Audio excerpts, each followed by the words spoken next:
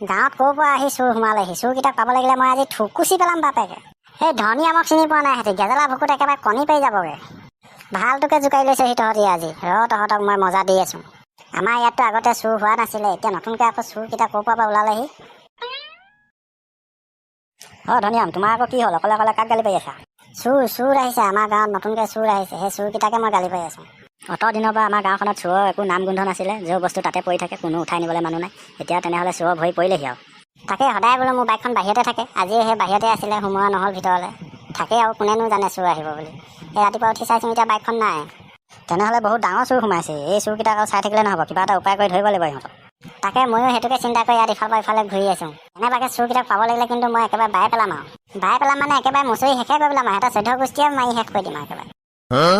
ইয়াৰ পিছত যাতে আৰু বেলেগ চুৰে ইয়াত আহি কিনে ভৰি থ'বলৈ সাহস নকৰে, তেনেকুৱাকৈ মাৰিম সিহঁতক। সেইটো বাৰু পিছতো দেখা যাব, কিন্তু আগতে ধৰাৰ কথাটো চিন্তা কৰাচোন। ধৰিবা কেনেকৈ সিহঁতক ধৰিবৰ কাৰণে মোৰ ওচৰত ভাল আইডিয়া এটা আছে। তেনেহ'লে বাচ্চা থাকিবলৈ কি আছে? তেনে চুৰ ধৰা মিছনত যাব লাগে আৰু। আৰম্ভণিতে যদি শেষ কৰি দিয়া যায় তেতিয়াহ'লে পিছলৈ আৰু ভয় নাথাকে, নহ'লে শিপা বগালে আৰু ক'ত শেষ কৰিব পাৰিব, ওলাই থাকিব চুৰ। গগৈদা আপুনি সেইটো কিন্তু ঠিক কথা কৈছে। এতিয়া আজিয়ে প্ৰথম আৰম্ভণি হৈছেতো, তেনেহ'লে এতিয়া যদি আমি শেষ কৰি দিম তেনে কোনেও চুৰ কৰিবলৈ সাহস নকৰিব। তেনেহ'লে আজিয়ে তোমাৰ আইডিয়াটো লগোৱা আৰু চুৰ ধৰিবলৈ। ধনিয়া মোৰ চব শেষ হৈ গ'ল। সেইকেইটাই মোৰ চব শেষ কৰি দিলে। দাইটি আপোনাৰ আকৌ কি হ'ল? নকবি আৰু বুজিছ, মোৰ চব শেষ হৈ গ'ল। সেইকেইটাই মোৰ চব শেষ কৰি দিলে। সেইকেইটাক মই পাব লাগিলে একেবাৰে কেঁচা চুবাই থ'ম। কিন্তু হ'ল কি? কথাটোতো কওক। কি কবি ধনিয়া, মনত পৰিলে মোৰ চকু পানীয়ে ওলাই আহে। মোৰ চব শেষ কৰি দিলে সিহঁতি। কি হ'ল এতিয়া নক'লে আমি কেনেকৈ গম পাম? ক'লেহে। কালি ৰাতি মাংস আনিছিলোঁ, মাংস বনালোঁ, ধুনীয়াকৈ ভাতো খালোঁ।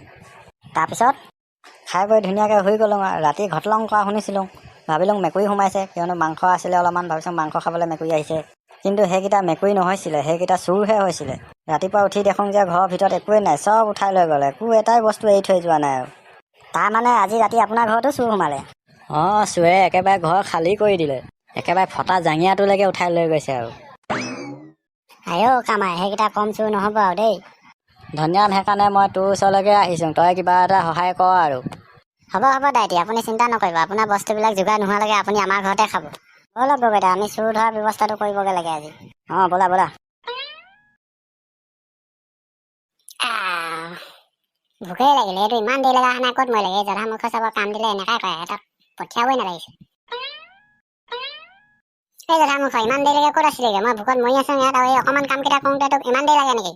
সেই দোষ, চববিলাক খবৰ লৈ আহিছোঁ, এতিয়া টেনশ্যন নাই। কাইলৈ ৰাতিপুৱা মালটো দি আৰু পইচাটো সঁচাকৈ হিচাপ কৰি লৈ আহিব লাগে। সেইবোৰ পিছত দেখা যাব, আগতে মোক খোৱা বস্তুকেইটা দে, ভোক লাগিছে একদম, ভোকত থাকিব পৰা নাই। তই একেবাৰে মোৰ পচন্দৰ বস্তুটো লৈ আহিবি দেই। থেংক ইউ ভাই। হ'ব, এতিয়া খাই ল, সময় নাই, সোনকালে ওলাই যাব লাগে ইয়াৰ পৰা। নাম। এতিয়াহে ভাল লাগিছে, পুৰা পেটটো ভৰি গ'ল দেই।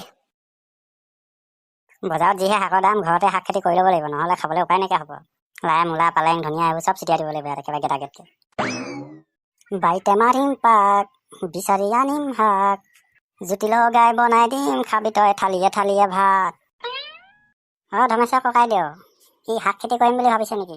অলপমান শাক খেতি লগাই দিম বুলি ভাবিছোঁ, উপায় নাই নহয়, বজাৰত যিহে শাকৰ দাম, খেতি কৰি নল'লে খাবই নাপাম। কচোন তহঁতি কিহৰ কামত আহিলি?